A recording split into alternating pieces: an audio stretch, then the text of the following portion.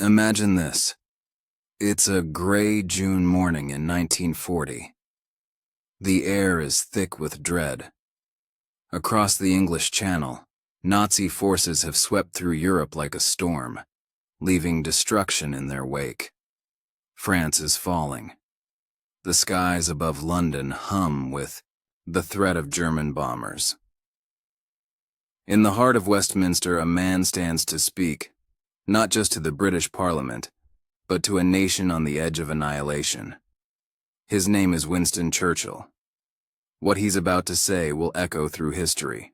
But at that moment, no one, not even Churchill himself, can be entirely sure how this story will end. In one of the most perilous moments of the 20th century, Winston Churchill rose before the British Parliament to deliver a message that would define an era. It was June 1940, and the world was watching to see whether Britain would stand or fall.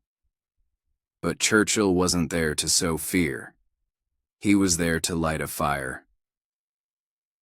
"I have myself full confidence," he declared, "that if all do their duty, if nothing is neglected, we shall prove ourselves once again able to defend our island home, to ride out the storm of war, and to outlive the menace of tyranny, if necessary for years, if necessary alone."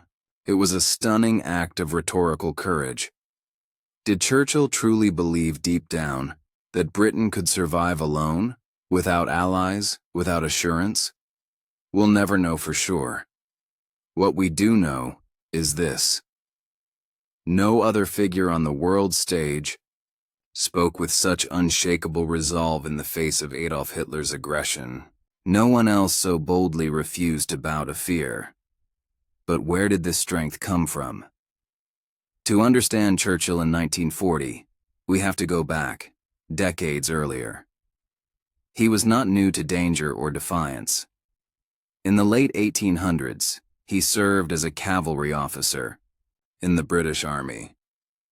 At just 25 years old, he was captured during the Boer War in South Africa, but he didn't stay a prisoner for long. His daring escape turned him into a national hero. Just 2 years later, in 1901, Churchill entered Parliament. By 1911, he had become First Lord of the Admiralty, the head of the Royal Navy.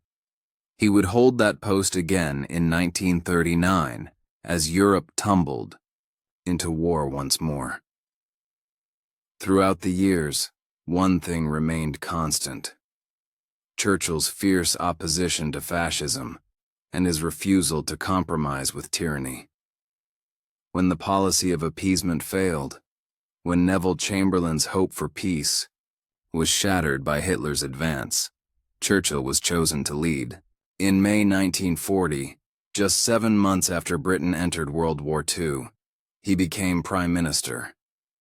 But Churchill's strength wasn't only in speeches, it was in strategy.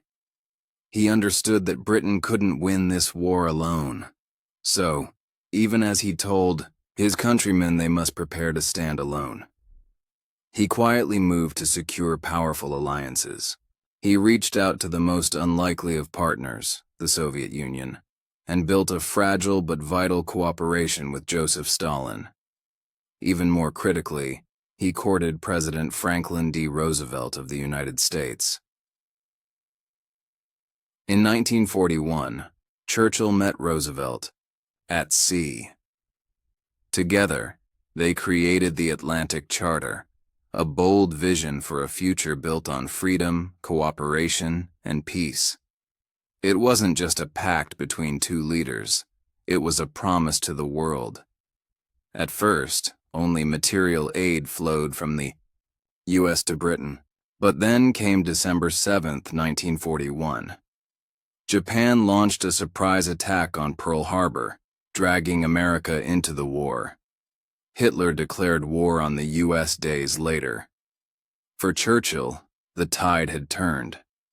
Upon hearing the news, he whispered to himself, "So we had won after all." It would still take years of brutal fighting, sacrifice, suffering. But the alliance he had worked so hard to build was now solid, and with it, the future of the free world had a fighting chance. Winston Churchill wasn't perfect. He had his flaws, his critics, his failures. But in the darkest of times, he found the words and the will to keep hope alive. And sometimes, that's all a nation needs to turn the tide of history.